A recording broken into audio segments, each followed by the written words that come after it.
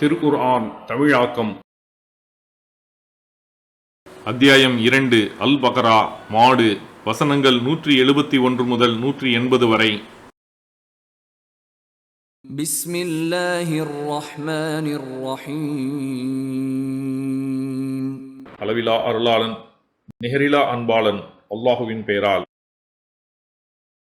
وَمَثَلُ الَّذِينَ كَفَرُوا كَمَثَلِ الَّذِي يَنْعِقُ بِمَا لَا يَسْمَعُ إِلَّا دُعَاءً وَنِدَاءً صُمٌّ بُكْمٌ عُمْيٌ فَهُمْ لَا يَعْقِلُونَ. இறைமறுப்பாளர்களுக்கு அறிவுரை கூறுவதற்குரிய எடுத்துக்காட்டானது வெறும் சப்தத்தையும் கூச்சலையுமே செவியேற்பவர்களான கால்நடைகளை சப்தமிட்டு அழைப்பவனின் எடுத்துக்காட்டை போன்றதாகும். அவர்கள் செவிடர்கள், ஊமைகள், குருடர்கள். எனவே அவர்கள் விளங்கிக் கொள்ள மாட்டார்கள். யா அய்யுஹல்லதீன ஆமனூ குலூ மின் طيبات ما رزقناكم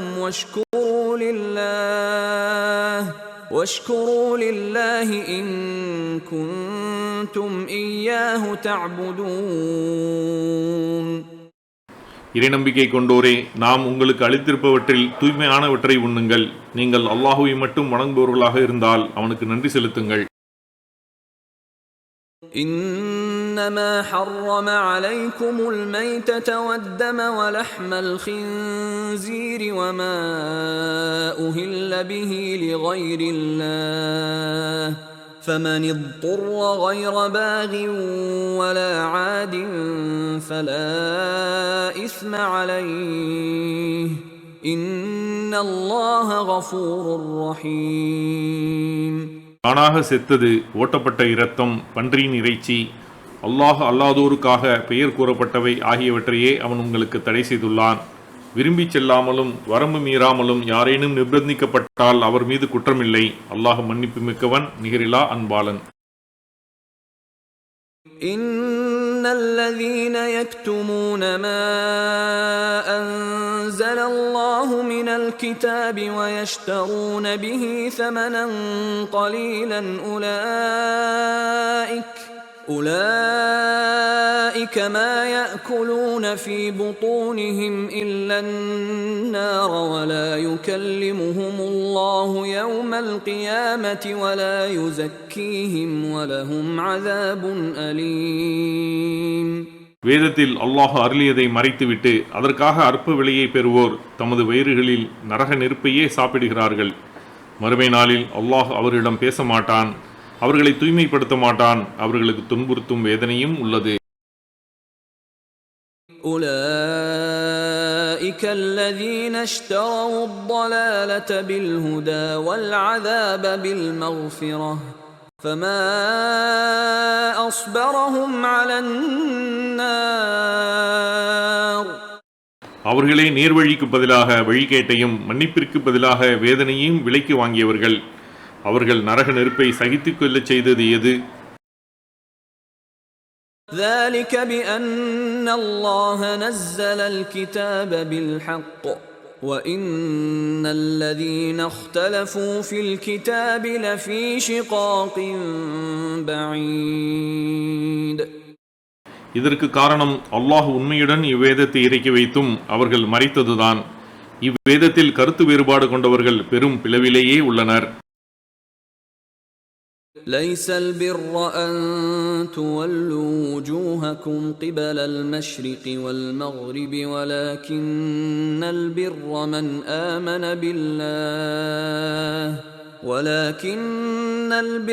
من آمن بالله واليوم الآخر والملائكة والكتاب والنبيين وآتى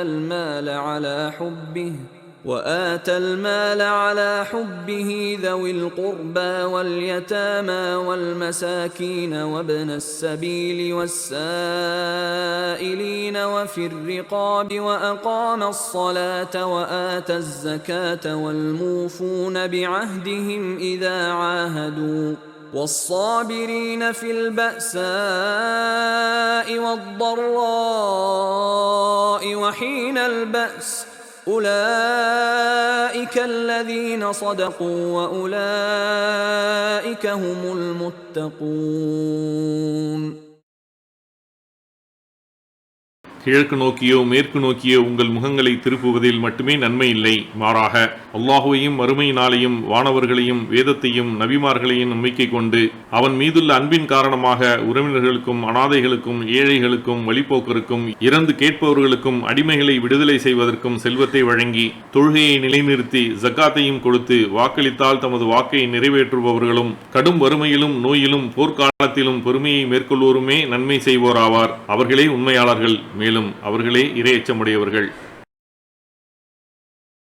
يا أيها الذين آمنوا كتب عليكم القصاص في القتلى الحر بالحر والعبد بالعبد والأنثى بالأنثى فمن عفي له من أخيه شيء فاتباع بالمعروف وأداء إليه بإحسان ذلك تخفيف من ربكم ورحمة فمن اعتدى بعد ذلك فله عذاب أليم. இறை நம்பிக்கை கொண்டோரே, கொலை செய்யப்பட்டோருக்காக பழி வாங்குதல் உங்கள் மீது கடமையாக்கப்பட்டுள்ளது. கொலை செய்தவன் சுதந்திரமானவன் என்றால் அந்த சுதந்திரமானவனும், அடிமை என்றால் அந்த அடிமையும், பெண் என்றால் அந்த பெண்ணும் பழிவாங்கப்பட வேண்டும். கொல்லப்பட்டவனின் சகோதரனால் பொறுப்பாளரால் கொலையாளிக்கு ஏதேனும் மன்னிப்பு வழங்கப்பட்டால் நியாயமான முறையை பின்பற்றி ஈட்டுத் தொகையை அழகிய முறையில் அச்சகோதரனுக்கு வழங்க வேண்டும்.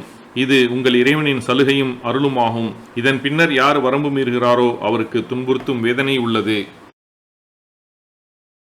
وَلَكُمْ فِي الْقِصَاصِ حَيَاةٌ يَا أُولِي الْأَلْبَابِ لَعَلَّكُمْ تَتَّقُونَ. அறிவுடையோரே, பழிவாங்கும் சட்டத்தில் உங்களுக்கு வாழ்க்கை உள்ளது, நீங்கள் குற்றங்களிலிருந்து விலகிக் கொள்ளலாம். كتب عليكم إذا حضر أحدكم الموت إن ترك خيرا الوصية للوالدين والأقربين بالمعروف حقا على المتقين. உங்களில் ஒருவருக்கு மரணம் நெருங்கும் போது அவர் செல்வத்தை விட்டு சென்றால் பெற்றோருக்கும் உறவினருக்கும் நியாயமான முறையில் மரண சாசனம் செய்வது உங்கள் மீது விதிக்கப்பட்டுள்ளது. இது இறையச்சமுடையோருக்கு கடமையாகும். ஜஸாக்கல்லாஹ் ஹைரன். அல்லாஹ் உங்களுக்கு நற்கூலியை வழங்குவானாக. இக்காணொளிகளை பிறருக்கு பகிர்வதன் மூலம் நன்மைகளை பெற்றுக்கொள்ளுங்கள் இன்ஷா அல்லாஹ். இந்த காணொளிகள் தொடர்ச்சியாக உங்களை வந்தடைய சேனலை சப்ஸ்கிரைப் பண்ணுங்க. அத்தோடு அந்த பெல் ஐக்கானையும் கிளிக் செய்தால் இது பற்றிய நோட்டிஃபிகேஷன் உங்களை வந்தடையும் இன்ஷா அல்லாஹ். அஸ்ஸலாமு அலைக்கும் ரஹ்மத்துல்லாஹி வபரகாத்துஹு.